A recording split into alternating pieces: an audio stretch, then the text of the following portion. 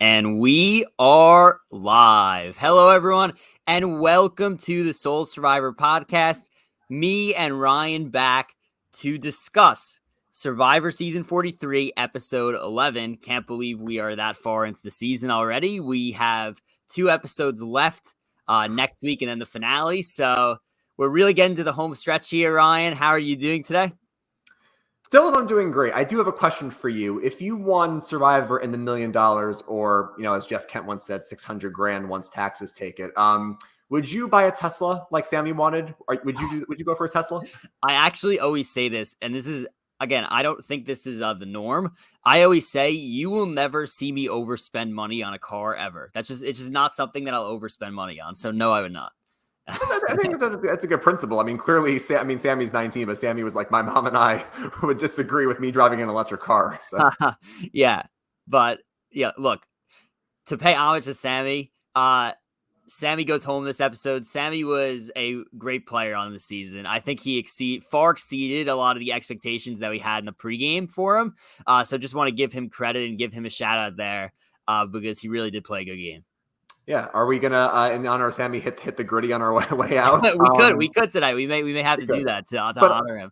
But I do agree, though. I think Sammy was a lot of fun. I mean, you can't deny, especially when we see these younger group of players, and we've seen for many seasons now, we've seen 19-year-olds, 18-year-olds do the show, and I always have to admire they come out and they play hard. And Sammy really tried to juggle a lot of different things, and he was playing the middle pretty well for a while. So sad to see him go, but he was a lot of fun to watch. So. Yeah, he really was. And again, I think he was, wise beyond his years, to say the least, in some of his gameplay. So shout out to Sammy. Would be cool possibly to see him back and play a second time to see how he plays when he, gets a little bit older, matures more. But let's get into the episode. First, just wanted to mention, like always, be sure to like this video if you're watching, subscribe to the channel, really helps us out. You can also follow us on Twitter, Instagram, all our social platforms in the links below in the description. So be sure to do that. Also drop your comments in like always, and we'll eventually get to your questions, but let's get to it and let's start at the vote out. It's pretty interesting because I feel like in this episode, we had a 6-0 vote. So it was a unanimous vote. First shot in the dark used. And I feel like there's like a lot to talk about with other things that happened in the episode compared to the actual vote. And also like how this vote sets up for the end game rather than the actual vote itself, which seemed kind of simple. But we could start with the simple thing. Sammy is voted out unanimously. It seems like there was a time where it was going to be between Sammy and Cassidy. And it seems like Cassidy had a chance to be voted out yesterday. We could discuss all about that and whether that was smart for Carla to do or not smart. We get right into that. And then it ended up being Sammy. What were your thoughts on voting Sammy out? Who was this the right move for? Who was this the wrong move for? And we could also, get into everything with Cassidy being potentially the alternate boot as well. I feel like in the end, it was the right move for most people. The only person I think you could say it wasn't a good move for, possibly maybe like Gabler and Owen, only because I feel like Sammy was never gunning for them. Like Sammy was obviously fine to go for Cassidy. And I think by proxy, he was fine to go for Carla because he voted for Carla last week. And it wouldn't surprise me that if Sammy had survived this week, he maybe would have taken a shot at Jesse and Cody. So I think the only people that benefited the least from him going was his former Baka boys, his former tribe mates and Owen and Gabler. But I think for most people, with Sammy being the person swaying in the middle that he was, I feel like it was the right move. And I think for Jesse, and I'm sure we're going to talk a lot about Jesse tonight, clearly wanted to push his agenda once again with people being none the wiser, a testament to the great game he's playing, because what Jesse wanted to do was, and we can talk about how he kind of went through it, but Jesse essentially wanted to keep Cassidy because then hopefully Carla voted for her and then there's a wedge between them at the final 6. There's technically Carla voted the right way, but that's what Jesse wanted to set up. So I think it was obviously a good move for Jesse here, but I think overall most people probably were safer taking someone like Sammy out. Yeah, I think this, right off the bat, you could say this is a good move for Jesse, right? he clearly was extremely concerned with Sami going forward, not only in the fact that he's flip-flopped back and forth, but also in the fact that he is good at fire making. And you do have to think about that at this point, right? Because if you're Jesse and you're the biggest threat potentially left, and you cannot win a challenge, at least it doesn't seem like he's coming close to any of these challenges, you know that there's a decent chance you could be in fire making if you get to final four. That being said, I think it is something to think about. The question is, was it the right move to get rid of Sami now, or is this something you could have done later? And that's kind of what Cody was arguing, right? Cody was saying, I'd rather get out Cassidy now because I don't really trust her. And Cody seemed to think that Cassidy was definitely a bigger threat than Sami. But I do think Jesse's idea of, driving that wedge between Carla and Cassidy and, keeping them both around was the right idea, right? Because ultimately you're doing everything you could to keep the target off your back at this point, especially when, Jesse's target is completely growing in this game, even though it may not seem like it now. I could tell you it definitely is growing, right? So I think it's the right move for Jesse for sure to take out Sami, and at least, the idea of Carla potentially voting for Cassidy, like that was the right idea, even though we saw that Carla clearly found out about the vote at the end and did not end up voting Cassidy. She ends up voting the right way and votes Sami. However, we see in the coming attractions for next week that clearly it gets back to Cassidy that Carla was planning on voting for her. So I'm curious to see how that plays out. It may turn out to be that Jesse's plan, despite Carla not voting the wrong way, happens to work for him anyway. Yeah, I think it's interesting. And this is why I think Jesse is such a great player. I think, honestly, whether he wins or not, and I'm really hoping he does, one of the better players we've seen in the new era for sure, maybe one of the best players we've seen in a while. I mean, people are already saying if Jesse wins, with how dominant he's playing, where does he compare to some of these other great players? But I think it's so interesting, though, because you would think to yourself, and I think this is where you have like different levels of thoughts. And I think Peridium a long time ago had a video on this about like how deep does your thought level go in Survivor? And that kind of shows how great of a player you are. Because most people would say, oh, Carla wants to vote out Cassidy. That's great. She's clearly making a wrong move. She wants to take out her number one ally. Let's take Cassidy out because that weakens Carla. And maybe Carla has to come to us. And most people would think, oh, that's a very easy move to make that I didn't have to pull the trigger on. Carla will get the heat of it, and we take out her number one ally. But Jesse instead says, and I wish I wrote down the exact quote, but he goes like, I have like an alarm going off in my mind. Like something just doesn't seem right. Like if Carla's willing to let Cassidy go, maybe Cassidy's not the right one to go. If Carla's on board with it, and Carla will be on board with it next week if Cassidy stays, why don't I get somebody else out like Sami, who's a threat, but I'll still make Carla get the heat for it anyway. So I think that just shows how Jesse is thinking about this game, and he's always thinking about his future plans so clearly to set him up in the next couple of votes, I feel like. I think that's what's been so impressive about Jesse, right? Is like, one, like he's clearly running things. Two, he's always thinking on that deeper level. And this is kind of what was, so impressive about Omar as well. Is like a vote would be happening with Omar in season 42, and he would completely be like, well, maybe this is not the right way to go for me, and completely switch it another direction. And nobody really caught on to it until the end, until final 6, ironically, which we'll be at next week. Now, Jesse, not only does he have at least an idol in his possession that nobody knows about while doing all this, he also seems to be kind of keeping a low profile. Like, I'm not sure that, other than, clearly Owen kind of sees him as a little bit of a threat, because Owen had that one confessional where he was like, I can't trust Jesse as far as I can throw him. That's really like the first time we've kind of heard somebody say that about Jesse. We did hear last week Gabler say that he's concerned about Jesse and Cody as a pair, but we didn't really see him single out Jesse. That was kind of the first time we've seen Jesse singled out by anybody. So maybe Owen's onto it. Clearly Gabler's onto it. But we, in terms of, Sami, who just was eliminated, in terms of Cassidy, in terms of Carla, we have not really heard them be concerned at all about Jesse. So I think, it just speaks to Jesse's game, how, people don't necessarily realize that he's the one pulling the strings right now. And that's what's been so impressive about him.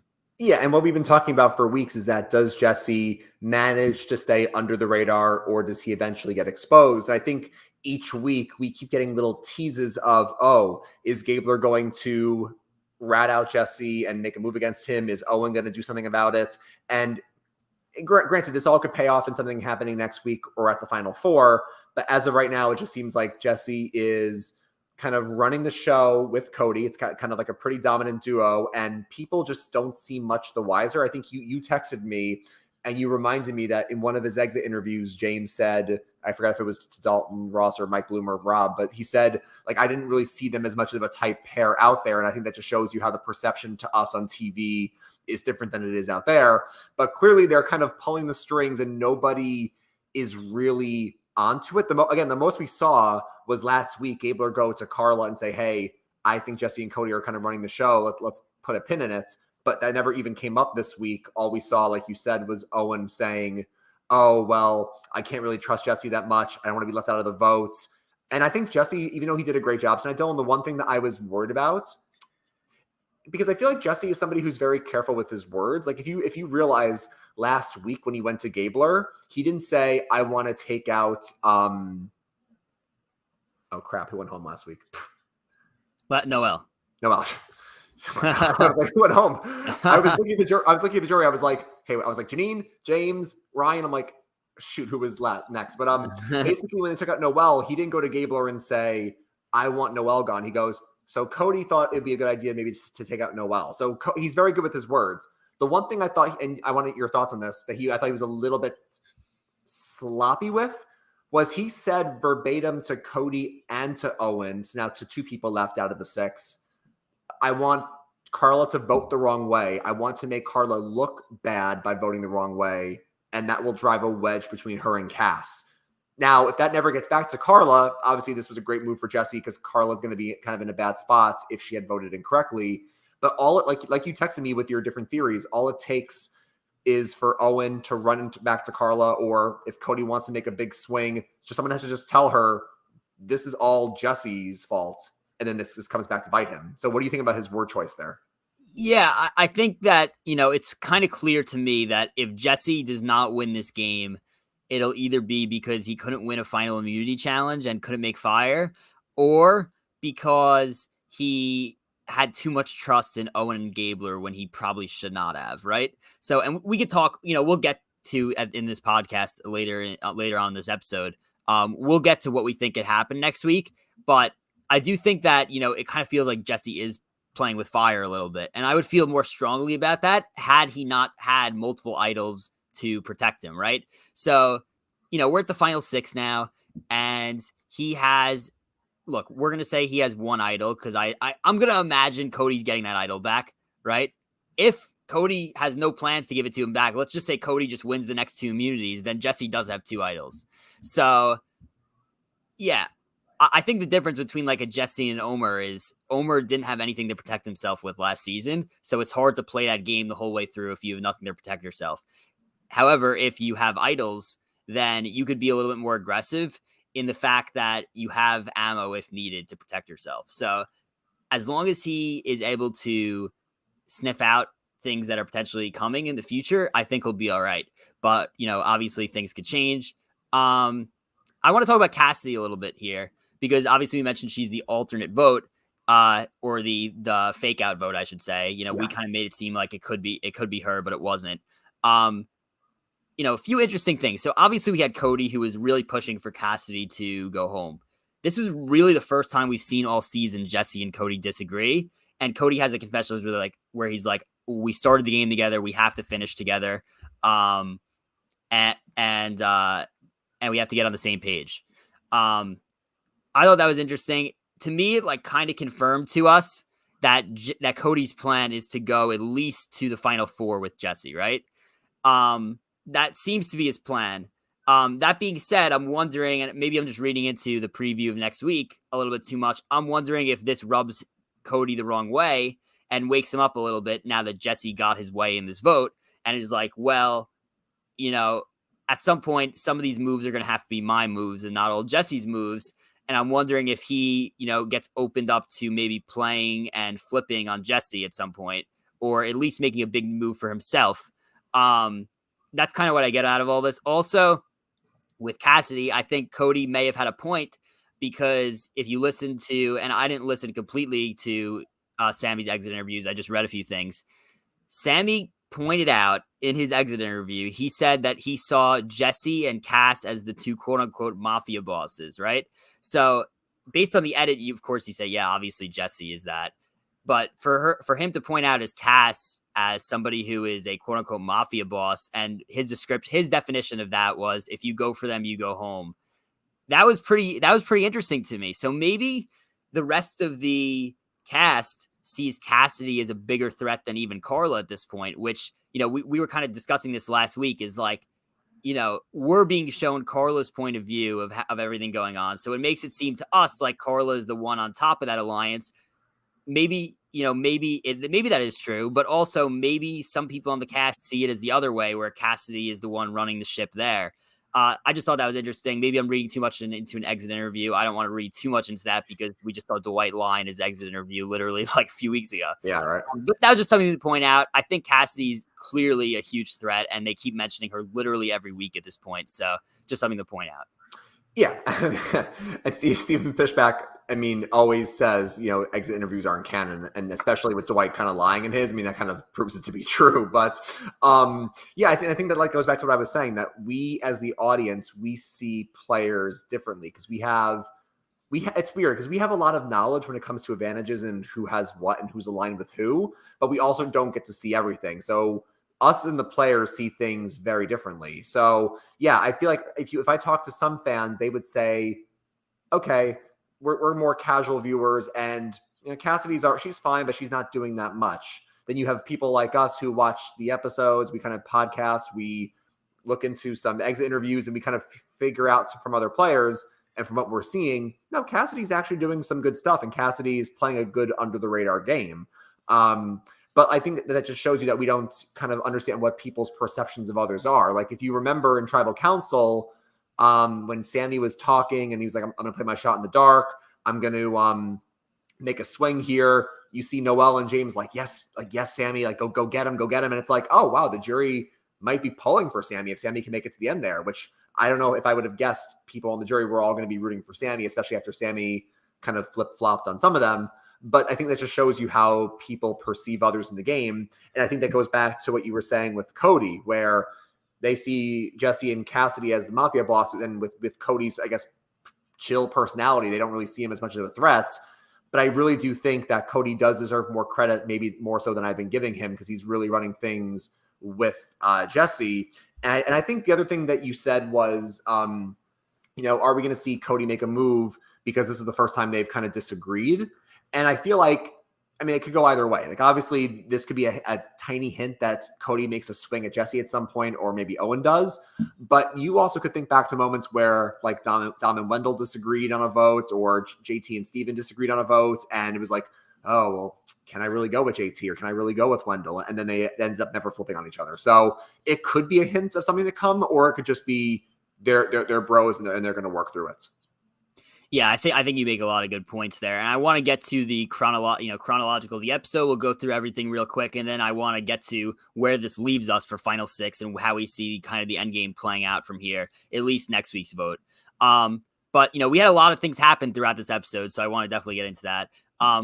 We kind of, begin this episode, coming off last Tribal Council, where Sammy's all disappointed, right? This is like the first vote that doesn't go his way. And then you have like the polar opposite, where it's just like Owen, who's disappointed, but he realizes that he has basically never voted the right way. So whereas Sammy have voted the right way every time, and then now is getting left out, Owen's like, oh, again, now I still cannot be left into a vote. And Gabler's trying to, explaining to Owen that, he wanted to let him know what was going on, but couldn't because it was right before Tribal Council. And one interesting thing that I thought is that Gabler articulates to Owen and says, I have a plan that'll get us to the final three. We didn't see anything of Gabler swaying any kind of vote in this episode in terms of the final seven, right? Obviously, we saw last week to kind of end the strategizing, where he goes up to Carla and is like, Jesse and Cody are a problem. We need to break them up. And then kind of nothing comes out of it this week. But we do have that moment at the beginning where he says to Owen, I have a plan to get us to the final three. So it feels like we're kind of, the storyline's kind of building up with Gabler, and we don't really have a resolution to it yet. So I'm curious to see how that, plays out going forward. Do you have any thoughts there? Yeah, I mean, like you said, it was kind of cool seeing two sides of the same coin in a way, where Sammy's usually on the right side of the vote, and for once he was kind of left out of it, and he's kind of struggling with that, and we get that great segment where it's really awkward and funny with him getting the dodo music, where he's like, "Yeah, no, I didn't vote for you, Carla," and Jesse's like, okay, sure. You didn't vote for Carla, sure. And then finally they're like, well, let's just go ask people. And then Sammy's like, fine, I did it. And people are like, well, we can't trust Sammy anymore, clearly. And this was kind of spelling Sammy's downfall. And then you have Owen, who is saying he's Charlie Brown, and the football just keeps getting yanked from him, and all the other Peanut characters are kind of picking on him. But no, I'd be curious to see what Gabler wants to do to get him and Owen to the final three. I'm wondering who Gabler wants to go with. Because I feel like last week, I felt like the whole episode until he voted Noelle out, Gabler seems pretty high on Noelle. So now I'm wondering, does Gabler want to go with Cass now? Does he maybe want to go with Carla? I don't think he wants to go with Cody and Jesse. So I think it's got to be one of the girls. But I feel like it's going to be interesting to see what Gabler wants to do next week, because we keep getting these hints that he wants to make a move, and he wants to... he keeps saying that he's the alligator and he's hiding under the water. He's going to jump up and snap up. But I really want to see how does he want to get himself and Owens in the final three? Yeah, we're all waiting for Gabler to at least kind of make an attempt at making this move, right? Or maybe it ends up being Owen and Gabler together. Maybe it ends up being more Owen. We kind of both, see them fearing Jesse at this point, right? So to me, and I texted you my theory on this of what they may try to do. And again, it's easy to sit here and say this is what they could do. Mm-hmm. It's much harder to pull off and execute, and think that neither Jesse nor Cody nor anybody else who's involved in the plan will one, screw it up, not screw it up, or two, it won't get back to them, right? To me, this screams the perfect opportunity for Owen and Gabler to pull a 3-2-1 vote. What do I mean by that? Obviously, 3-2-1. We've seen it before. It's always one of the most exciting moves in Survivor. You have Gabler, who was talking to Carla last episode. You have Gabler, who clearly plans on going forward with Owen. So if them three were to vote, either Jesse and Cody, and then this whole Carla bashing heads thing is potentially going on next week, it's a perfect distraction to pull off the 3-2-1. So if Cassidy and Carla are banging heads, then you act like you're splitting votes between Cassidy and Carla. You tell Jesse and Cody to put their votes on Cassidy. You tell Cassidy to put her vote on Carla, and then you tell you maneuver it like that, so that 3 votes go to either Jesse or Cody, 2 votes go to Cassidy, who's not in on the plan, and then 1 vote goes to Carla.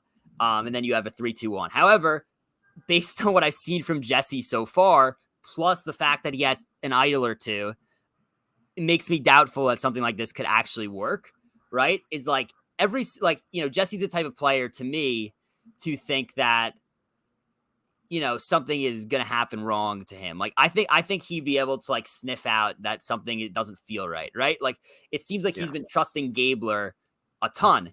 And if you saw, again, this is another thing that I'm taking from Sammy's exit interview, so take with a grain of salt.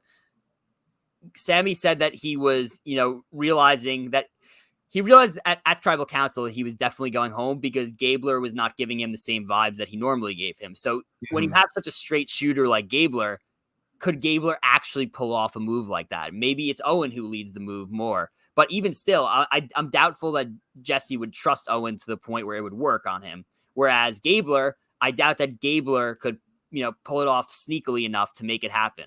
Because we haven't, we've seen him kind of decent with strategy the last few episodes. We haven't seen him, completely sharp with strategy like that. So, given Jesse's ammo, given,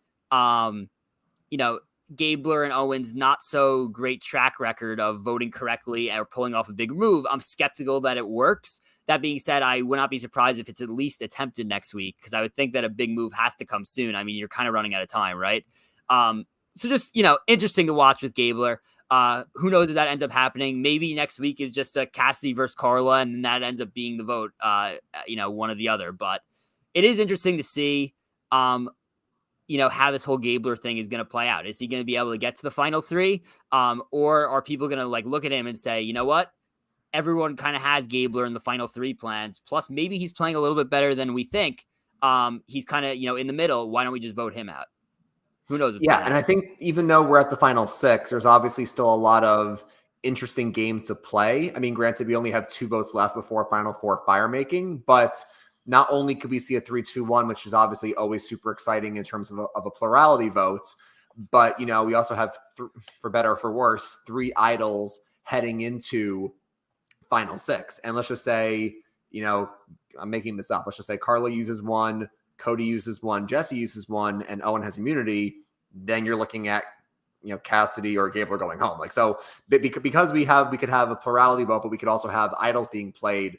It's not super clear how the end game is going to go. And the one thing I actually want to say as well about Gabler in this opening segment before we kind of move on is Shaz brought up a really great point in her interview with Rob in their feedback show.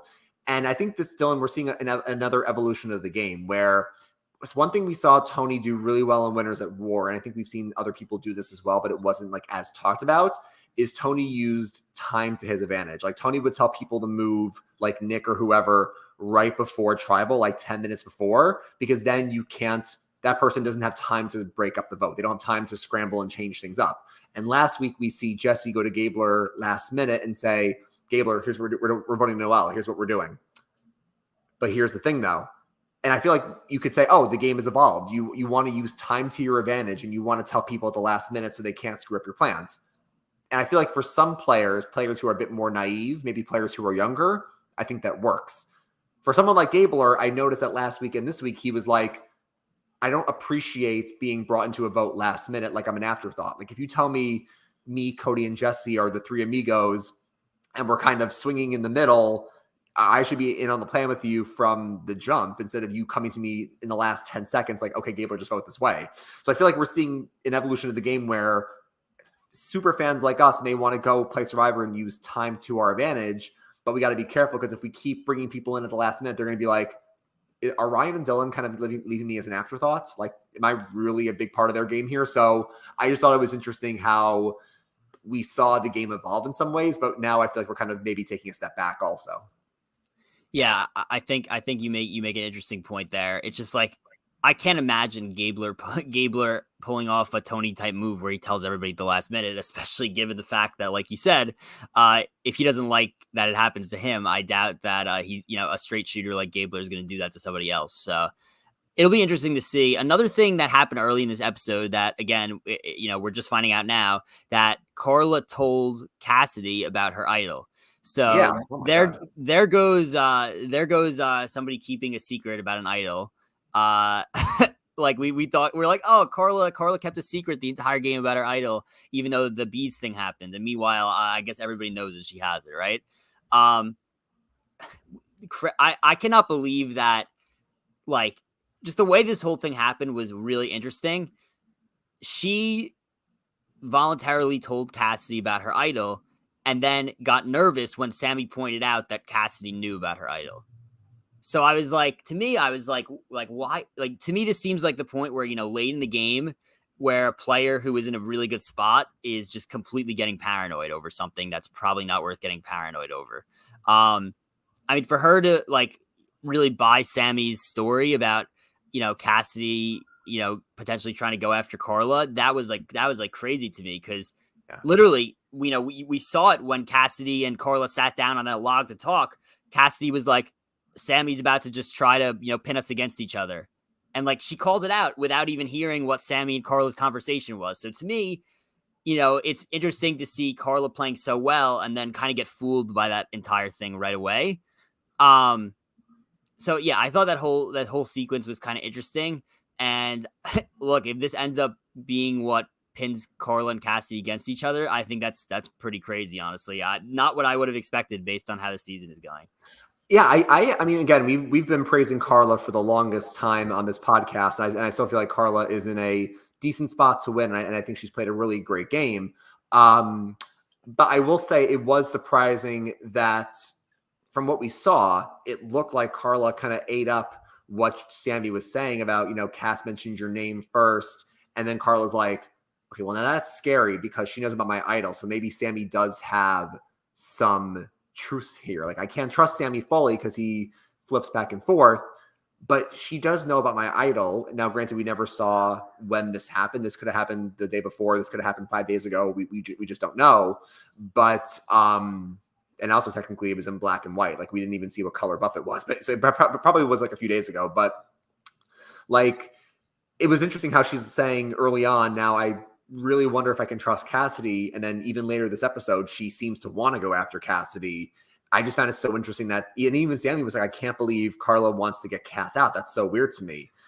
But I mean, I guess we'll see what happens there. Here's the thing about this whole thing. I think Carla's in the right of not wanting to go to the end with Cassidy because it could be hard to differentiate your games, right? So we speak about that on this podcast the whole time. However, when somebody's that close to you, Final 7 feels like maybe a little bit too early to do it. If you're going to do that, that feels like a Final 5 boot, or like even send them to fire if you don't think that you could beat them, or you think you'll have a hard time, right? It's like, it just doesn't seem like 7 would be the right time to make that move. And even if, it just, I was just shocked by it, honestly. Like, it blew my mind that that Carla was considering making that move. I think she's right in terms of the long-term game. I think she's wrong in terms of, the timing. And you know what's funny? I just thought about this. It could even be simpler than that. Like, I mean, maybe she did believe in what Sammy said, but I feel like even simpler, Carla is just she's a very careful player. Like, every time someone gets some information on her or somebody gets too much power, she takes it out. Like, she took out Gio when Gio said, I have knowledge is power. And she's like, crap, he might take my idol, so Gio's got to go. James does the same thing. He says to her, I have Gio's knowledge is power. James got to go. I'm wondering if when she told Cass about her idol, it's possible they were just, talking, and Carla kind of let it slip, like, in the moment, like, yeah, I have the idol. And maybe in hindsight, she kind of regrets saying it. And now in her mind, she's like, well, whether or not Sammy is correct doesn't even matter. The fact is, she knows for sure about my idol. And if I take her out before she can snitch on me, I can use my idol at 6 or 5, and I don't need to worry about being blindsided with it. So I'm wondering whether or not she did believe Sammy. I think she just wants to always cover her tracks and make sure people don't have dirt on her. And I can give her credit for wanting to be a careful player, even though it is her number one ally. Yeah, but if you're Carla also, like, yes, I understand that, but also, like, does she really think that Cassidy's the only one who knows about her idol? I mean, the beads thing was a thing on every single beach. You would think that at this point, people had to have figured it out. Like, maybe Gabler bought the story that she gave him, but, like, I can't imagine that the others bought it too much. But last week we had a confessional from Jesse. And again, this is why I feel like the editing's been kind of crazy, where Jesse was like, we know Carla has it. I'm like, We've never seen that mentioned before. But I think you're right, though. Even though Cass knows for a fact, she hasn't told anyone else, but Jesse at least, and maybe others, have pieced together maybe Carla does have something. She just hasn't admitted it to us yet. Yeah, I think we'll maybe see more about this conflict next week. And if it's, again, maybe this ends up being, I think at this point it's going to be a real conflict based on what we saw in the preview, but also maybe they end up, just like getting past it and saying we need each other to get to the end. But who knows? But yeah, now we have the advantage portion of the episode, which was a lot of fun in my opinion. How many times did people run right past this advantage? I thought it was pretty creative by Survivor because, whenever there's an advantage, quote unquote, hidden in the jungle somewhere, of course you're thinking in a tree, like in terms of like in between the branches, in a hole in the tree, digging at the base of a tree, in a bush. You're not thinking like actually taped in plain sight to the tree, right? So I think the fact that like Survivor like painted the advantage when it was like to like make it blend in more, I thought that was pretty cool. I personally enjoyed watching everybody go for that advantage, and then we could talk about the actual advantage, which I like the actual advantage, which was basically I forgot what they called it, but choose your champion. Choose your champion. Basically, you just had to put a bet on somebody not named you to win the immunity challenge. And if you got it, then you got immunity. Obviously, a huge advantage at that point of the game if you could correctly predict who was going to win the challenge. That being said, the reason I think I liked it is because like knowledge is power did not pop right back into the game. An idol, thank God. and a fourth idol did not get thrown into the game. A steal a vote at Final 7 did not get thrown into the game. Like, this was something that was a short-term thing, and two, it was something that statistically did not have a high chance of hitting, right? Obviously, certain people have better odds to win that challenge than other people. That being said, technically, if you're giving everybody an even shot, then Cody still had a 1 in 6 chance of actually being correct on his answer. So I liked it, especially because it gave us it made the challenge more exciting as well. I really did like that. Not that and again, we'll get into the challenge. Not that the challenge wasn't already exciting, but it definitely made the challenge more exciting. And yeah, I think it was very interesting. Yeah, so a couple of things about this. Number one, the double entendre, Dylan, wasn't lost upon me because early on, not that this matters, but we always have episode titles, and right away we get it from Gabler, where Gabler says, "I'm the Alligabler. I'm hiding in plain sight." But this has double meaning because not only did Gabler say it, the advantage was literally hiding in plain sight, and yeah, it was so funny seeing them all, like you said, walk past it. And I know, like we were, players were probably screaming at the TV that it was right there. I always go back to that quote from Russell Swan in Philippines, where he was like, "I'm going to see a flash on the screen and it's going to be right there." And you see like the idol like flash like right next to his face. So I love when the editors just troll the players like that. And yeah, I mean, good for Cody for finding it. I also like Choose Your Champion. I don't think it's super overpowered. I mean, you have a chance to bet on somebody and you know what the challenge is, but it's not like a guarantee that you'll get it. The one thing I will say though, and granted, this might be results-oriented thinking because we had 2 winners of the immunity challenge, so it made it look worse. We had 3 people safe at 7, Dylan. So basically half the cast was safe. And I feel like I don't want to see half the cast safe at 7. Now, it technically should have been 2 of 7, but that was a fluke thing. I actually went back and looked. We actually saw Choose Your Champion before, but slightly different. We saw this back in Islands of the Idols when Lauren went to Robin Sandra Island and she was told, okay, you get a chance to pick who you think can win. I think she picked Nora, I think she picked Nora, but she had a chance to choose who she thought was going to win, but that was at the final 9. And I feel like if I like this advantage, I'd be fine. I'm happy to see it again. I would just prefer it like a little earlier in the merge rather than final 7. But what was your thoughts on, like, I saw a lot of this being debated. What were your thoughts on the fact that it was not being read until after the votes were cast, whether he got it right or not? Would you rather have it read after the challenge, so everyone knows he's safe, or are you fine with reading it after the votes? I saw arguments on both sides, and I'm not sure where I come down on it. So I would love to hear if you have a firm stance. But on one hand, someone's like, that's essentially when idols are played. Like Jeff revealed it after the votes, but before he read them, and Cody got his immunity then, which you could argue is like an idol. So that's one argument for it being fine.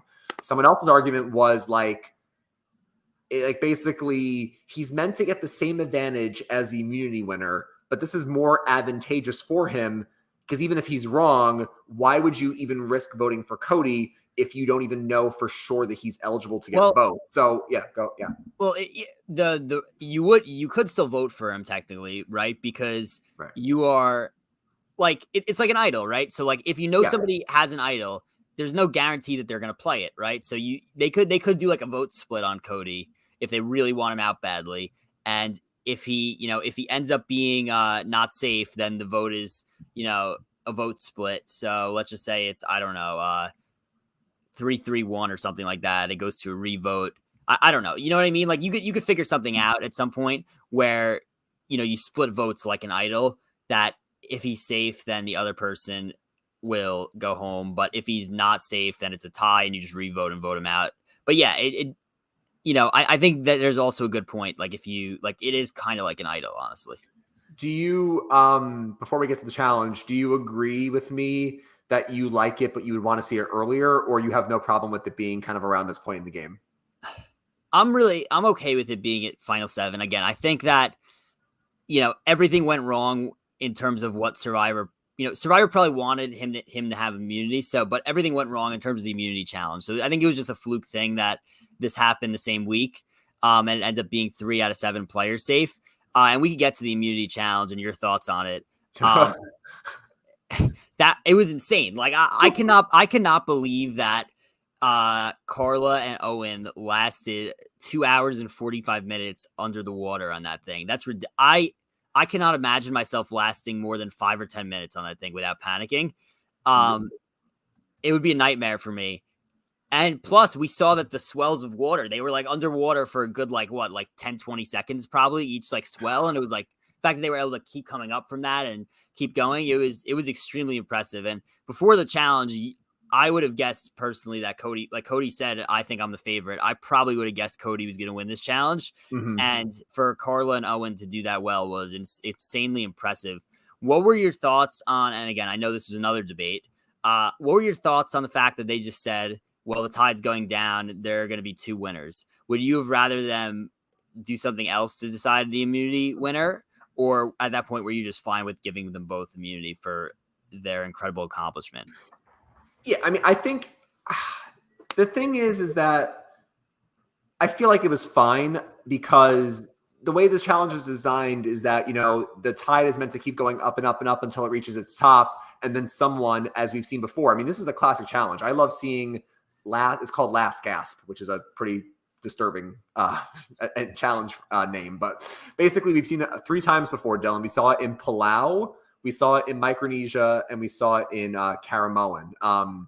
And it's super classic. We've only seen it a few times, but I love when they bring back old challenges like they did. What was the classic challenge that they had last week or 2 weeks ago? It was the I'll remember it, but basically the stacking the the House of Cards, basically. But I like you said, I do enjoy watching it because it's obviously a classic challenge. Like you said, I would not last more than 5 minutes. I may not even choose to play. Like, this is horrifying to me. I would absolutely hate this challenge, honestly. The only reason why I would partake in it, I don't know if you remember this, but back in Palau, the twist was the first person who lost had to go to Exile Island. So if anything, I would at least play to ensure I don't go to exile. But other than that, I would tap out second immediately because I would not want to do that for more than 10 minutes. So I was mega impressed in both Carla and in Owen. Again, it's easy to sit here and be like, it should have been 2 immunity winners. And at the same time, it's like they shattered the records. They literally beat the tide. Like, I don't think Survivor thought it was possible for somebody to last that long, obviously. So I was okay with giving them both immunity. It just so happened that Cody also happened to have the advantage that they couldn't switch at that point, and Cody happened to choose the right person. So it was 3 out of 7 immune, and I was okay with it. I thought it was a pretty incredible challenge.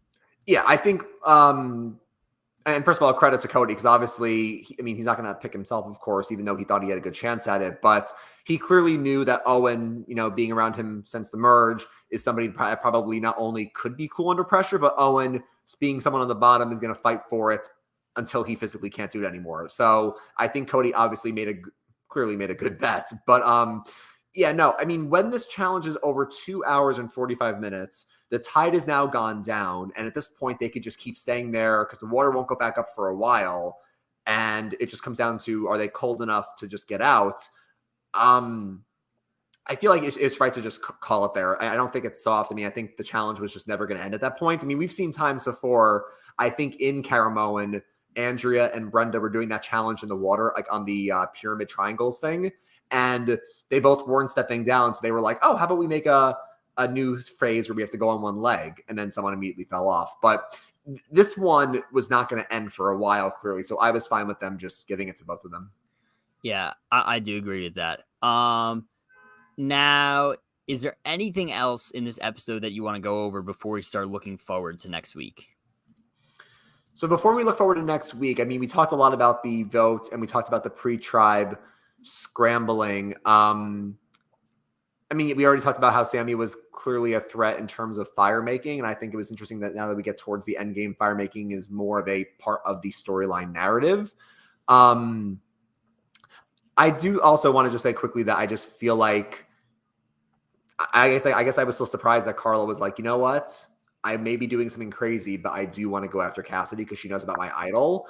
And that's where I said, like, credit to Jessie, I guess, for saying we could just get rid of her number one ally, but if she's willing to do it, is it the right move? So I just thought that was interesting. Yeah. But yeah, right before we get into questions, let's talk about what we think is going to happen next week and in the end game. I gave you my theory of what Gabler's big plan could be. I gave, what I think, I think Gabler and Owen are kind of in a prime spot to try to make something happen. The question is, are they able to make that happen with all the idols on the board? And it's going to be tough. There's no question about that because, I think that with all the great relationships that Jessie and Cody have, it seems hard that they would catch them sleeping when they have idols in their pocket, given all the good relationships that they have with only 6 people left. So it's almost hard for me to imagine it happening, but I mean, I still think it's possible. I think it's at least attempted. And if it fails, I could easily see it backfiring on whoever seems to be leading that charge. So this is really interesting because from at a first glance, like just on paper, it looks like we're entering the final 6 with 3 pairs. It looks like it's Cody and Jessie, Carla and Cassidy, and Gabler and Owen. And those seem like pretty clear pairs. The interesting thing, though, is that Cody and Jessie are the tightest pair of those 3, although you could argue they started to disagree. Does a crack start to form? Carla and Cassidy were good up until this week, and now it's, I don't want to read into the previews too much because we can't take them as face value, but, does Carla still want to go for Cassidy? Does Cassidy find out and go, oh, Carla's dead to me. Carla has to go. So that's those 2 having a bit of a friction. And then you have Gabler and Owen, and even though Gabler and Owen, they haven't really gotten along, as we saw earlier in the game, didn't really click well. Clearly, Gabler wants to go to the end with Owen, and I'm sure Owen thinks that he probably could beat Gabler because Gabler may not get the respect of the other players. I think you bring up a good point. It's going to be interesting to see, out of these so-and-so pairs, does Gabler and Owen try to say, we're going to go for this pair instead of this one, and does it work, or does it backfire on one of the 2 of them? Also, am I even completely sure that Jesse's going to be the guy they go after? Maybe they go after Cody first, right? Because like we said, they're doing a pretty good job of hiding what they're doing, especially Jesse. So, is Jesse going to be the target of Jesse and Cody first? Obviously, that's huge for Jesse. But yeah, I think Cody's going to be seen as a pretty big threat as well because 1, he's shown he could win immunities, and 2, he's probably going to be very, very likable sitting up there. So I don't think it's a sure thing that Jesse's the person that they go after if they go after that Jesse and Cody pair. And also, we have no idea, like we talked about, how the idols are going to shake out because the idols expire at Final 5. So we still have 2 more weeks for them to be used. And I feel like I can't imagine all 3 idols make it to Final 5. Whether or not the users still have them or if they get voted out with them, I can't imagine all 3 idols get to Final 5. I feel like this week, either Carla or Jesse will use an idol. And I feel like Jesse would just be way too careless to just sit on them both. Whether he has to use one for himself or Cody, I feel like he has to use one of them. I just can't imagine he holds on to 2 until the next vote. And even though Cody and Jesse have been in lockstep this whole game, you just said maybe they go after Cody instead of Jesse. It would not surprise me, even though I think Jesse wants to kind of go with Cody to the end from what it seems like. It would not shock me with how, and even though Jesse is very fun to watch, you could argue he's getting kind of like a fun villain edit in some ways. And listen, I always want more villains on Survivor, but you could make the argument if Jesse finds out the plan is to go after Cody, I think strategically he should still want Cody in the game with him to have an extra vote. But it would not surprise me if Jesse goes, if Cody goes here and he doesn't see it coming, I could be in the Final 5 with 2 idols. But then again, he only can use it on himself and one other person. So I think he should want Cody there, but it wouldn't surprise me if Jesse wants to keep Cody's idol all to himself, possibly. Yeah, well, he could basically use one of the idols and then vote him out and then use the other idol. Possibly. That being said, I feel like it'd be hard to get Cody's vote after you do that. So you'd have to really think about that and the other votes that you may get. That being said, just want to remind everybody, if you're watching right now, be sure to like the video and subscribe. Really helps us out. If you have any questions, we'll be answering them soon. So throw those in the chat. But yeah, it is really, the reason I love this season is because I feel like there's a lot of possibilities with the way this could end. And I think that's something, whereas like, I wouldn't say at this point, but at least after like the final 6 of last season, we kind of figured out the way it was going to go. And this, I think, is pretty, I want to say, almost wide open. Yeah, this has been a chaotic season. depending on idol usage, yes. And I think I'm now kind of revising what I said, even though Jesse could be pretty sneaky and try to get Cody out to get his idol. I think it's more, I mean, Steven has always said, and Rob said this too, like, what's more important, an ally that you can fully trust or an idol? And I think an ally having that extra vote is always, I think, more important than an idol. And assuming Cody stays loyal to Jesse, and we've seen no signs so far other than their slight disagreement that they are ever going to turn on each other, you want to have Cody with you at the end, and you want to have each other, because if you go to Final 4 as a pair, your chances of getting to Final 2 together or Final 3 together, you could argue is like 50%, because if one of you wins the challenge, you bring the other with you, basically. But assuming that's what's going to happen, unless Cody says, you know what, I can't beat Jesse, but we haven't seen that from him yet.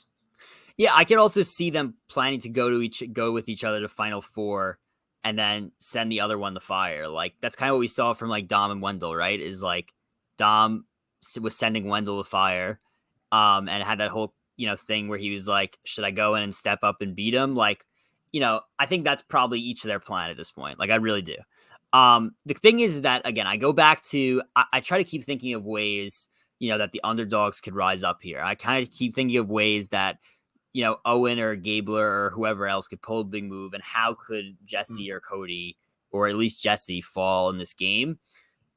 And based on what we've seen from Jesse so far, it's hard to imagine a scenario where he gets bamboozled in a 3-2-1 or something like that, right? Because like, if he's given some if he's given simple directions like that from like a Gabler, right? All of a sudden, Gabler goes from somebody that, if you're Jesse and you're saying to yourself, all right, Gabler's somebody that I've been able to give information to, and he's been able to trust me. Now he's coming to me with a potential move out of nowhere.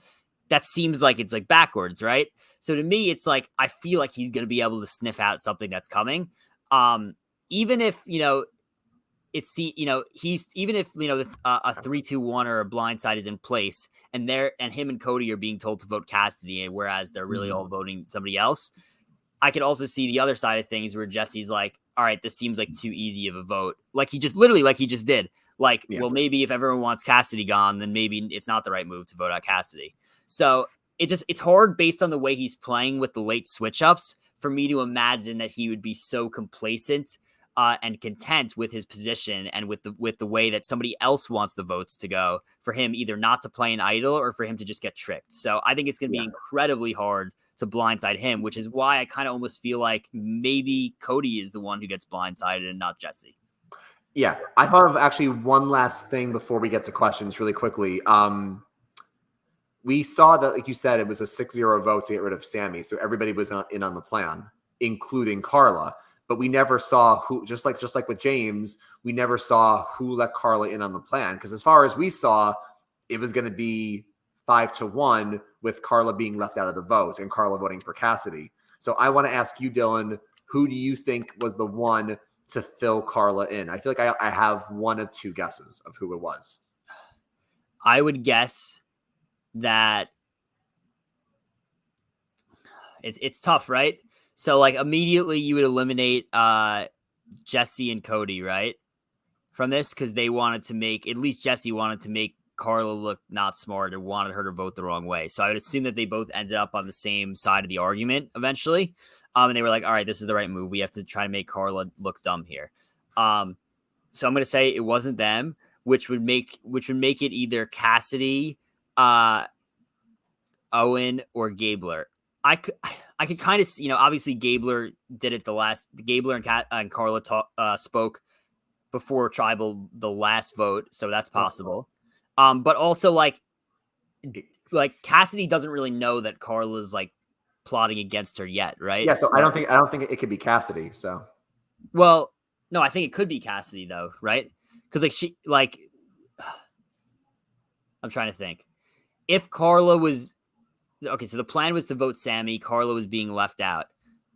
I think it could be Cassidy because Cassidy doesn't know yet that Carla wants her out, right? That's like a next week thing. Right. The only thing I would say, though, is that Jesse wanted to leave Carla out, and everybody was going to vote out Sammy except for Carla. She was going to vote Cass. So I feel like Cass wouldn't go to her and say, "You're voting out Sammy," right? Because that's what Cassidy and Carla have already talked about, even though Carla was lying to her face saying, "No, I'm actually going to vote you out." So I feel like my guess. Oh. I feel like it was my guess is that it was Owen. For some reason I don't think it was Gabler that ran until Carla. I think it was Owen, maybe Gabler, and then the only other person that it could have been if Cody wanted to make a move was maybe Cody, but I'm going to guess it was Owen that maybe tells Carla last minute, "Hey, it's actually going to be Sammy. Throw your vote on Sammy." Yeah, it's tough, right? Like, yeah, I think all likelihood, I'm going to say it was probably Owen or Gabler, right? And to me, that could set the tone for next week.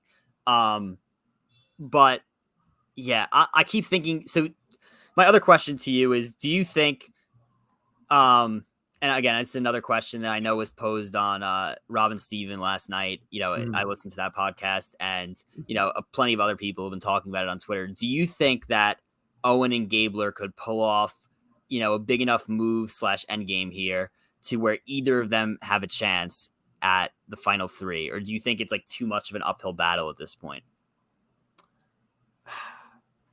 I still think Owen has a chance. I know people have been kind of down on Owen because he's been left out of the vote so many times. And I think in the new era where we have a lot of gamers, people want to vote for someone who played a great game and had agency in the game. And if you were kind of just being dragged along and you didn't vote the right way and you didn't have a stake in what was happening, I don't know if people can give you the credit. I mean, obviously the last several winners, not just in the new era, but also, Tony and Tommy and Chris is separate, but Nick and Wendell, like the winners are people who usually have a stake in the game and they're kind of either running things or they're in on the vote. So I feel like Owen has a tough road, but because Owen has had such a big underdog story that he had to kind of claw his way to get here, and he's won a couple challenges, I don't think if Owen's there with the right people, I don't think it's impossible. For some reason, and even though anything can happen, I still feel like Gabler, no matter who he get there with, I don't think he can win no matter what. But Owen, if they get there with the right people, maybe Owen can win. Like I think if Owen's there with Jesse, he loses. I think if Owen's there with Carla, I think Owen loses. I think Owen can win if it's him, Gabler, and Cass. Maybe if it's him, Gabler, and Cody. I'm curious when Gabler says, "I want you in my final three plans." I'm curious who else Gabler wants with them.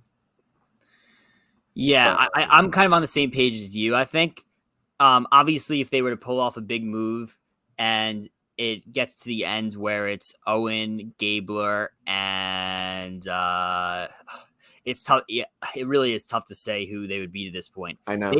Whoever they bring would need to be completely left out of the end votes. Maybe it's like based on it seems like Cassidy's stock is pretty high, so I don't really think they could beat Cassidy. It would have to be like maybe if like Cody gets there and they kind of pitch it like, Jesse is on the jury and kind of says, "Well, you were just kind of following whatever I did." Again, I can't really see that happening considering how close they are. But like if the jury sees it as if Jesse was running the show and Cody just kind of rode coattails, then maybe they could pull it off. But like it's so hard for me to see them being able to beat any four of these people for me at this point. Again, I think it's possible for them to get votes, but it's definitely tough, whoever the third would be, for them to beat. Yeah. And the last thing I'll say before we get to the questions is like, again, the editing is so hard to read. It's why I'm trying my best to not read the edits. I'm trying not even to mention it on the podcast so much because I'm like, we can't predict it anymore. I feel like the one thing I'll say is that Survivor always does a great job at foreshadowing, and they always do a great job at telling a story and making an arc make sense. And sometimes you don't even realize it until you rewatch the season or until you see highlights. But I never forgot how we were all shocked and stunned when Chris Underwood won Edge of Extinction, when it could have been Devins, could have been Gavin, it could have been maybe like Ron. Like we never saw Chris coming until the last moment. And it all went back to Chris Underwood saying on Edge of Extinction, like, I came into this game wanting to play a perfect game. I got voted out third. I was not perfect at all, but I have to be okay with not being perfect. And maybe I can still do things not being perfect.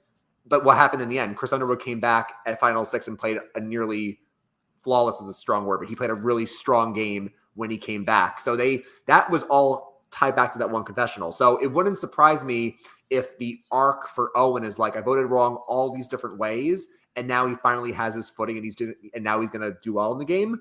But Dylan, they also could be kind of taking the football from him again, where it's like Owen votes wrong all this time. He finally votes the right way, and now he's a threat. Now he goes home next week. So like, you never know how the arc is going to end. Right. I agree with that. But let's get to questions. If you have any questions, feel free to throw them in the comments and we will answer. So we have a question from Jay here, going back to our conversation about Sammy when he got back to camp after the Noel vote, where he would not admit that he voted out, or not voted out, but he voted Carla.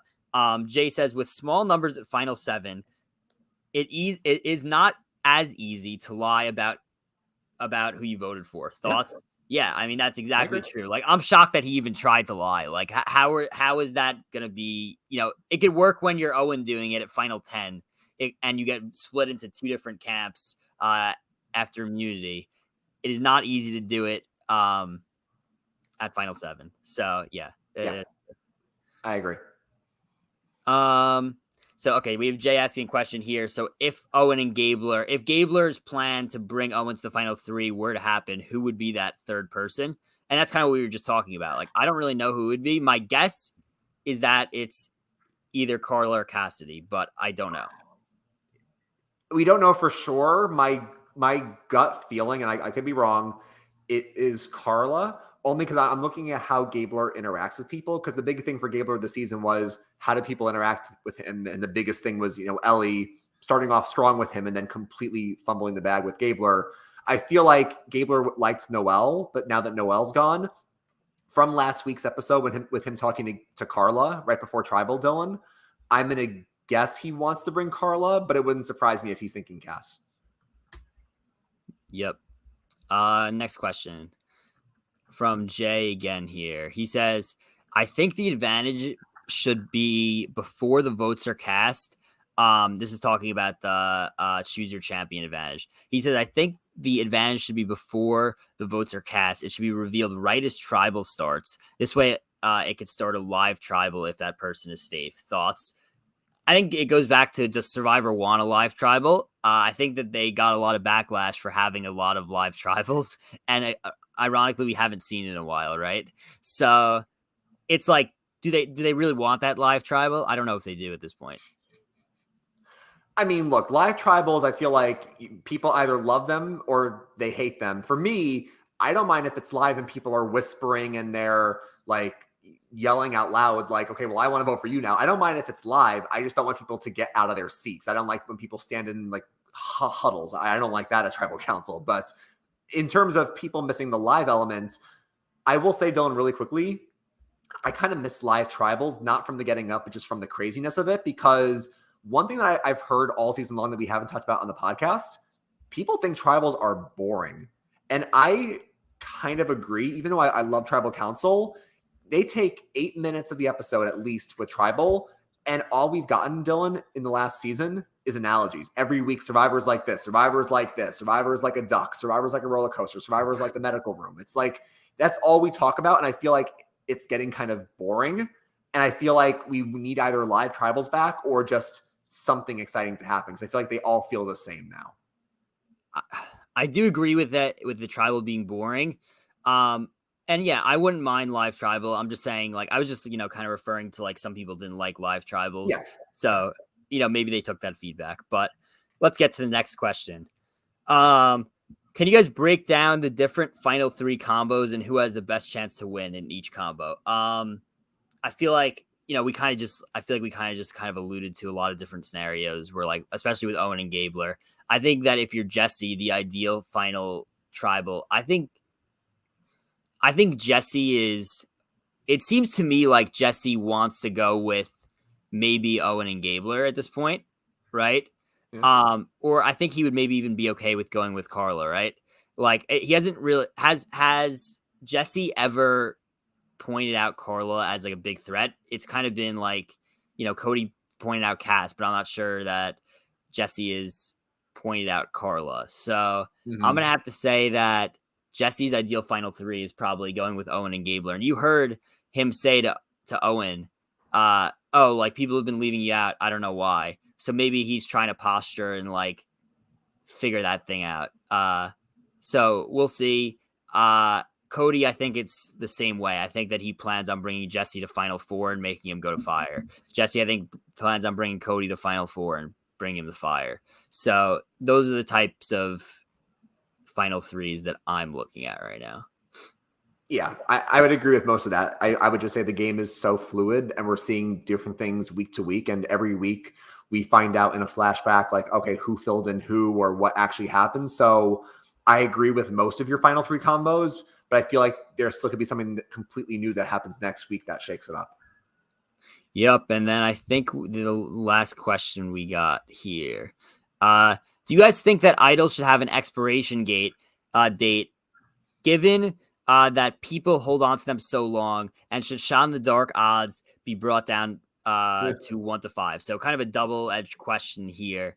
I'm going to say idols should not have an expiration date. I think the easy way to solve idols being played earlier is to simply not make them public information, right?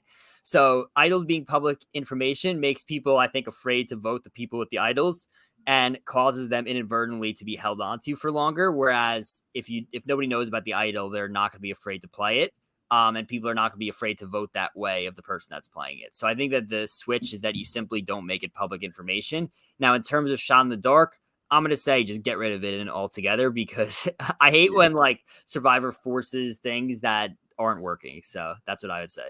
Yeah. I think when Christian talked to Rob a couple weeks ago, and Christian always does an amazing job with everything.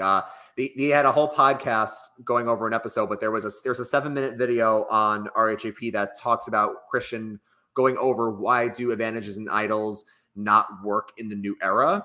And I feel like some people do want a time limit, because a time limit will help that out. If you don't want a shot clock, I do agree with you that making them less public is probably another good way to go with it. I just think in this new era, people talk a lot. People are very excited to play. They share a lot of information. It's not as secretive as it used to be. So I think there's a couple different ways that you can play around with it. But I also do want them to be played earlier, because I don't want to see Advantage get in when 4 or 5 idols come out at the final 6. I don't want to see that. Yeah.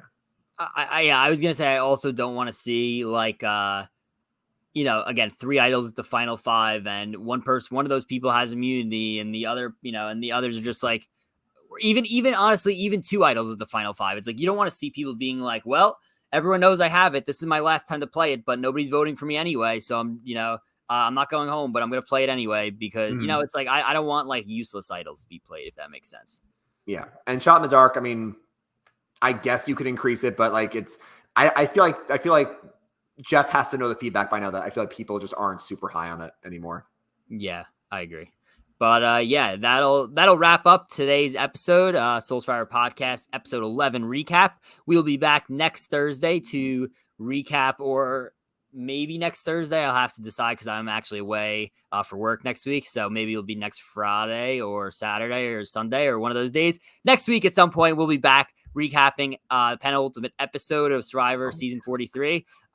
Be sure to like the video, subscribe if you're watching right now. The likes really, really help, so be sure to do that. Any additional questions or comments you can throw in the comment section.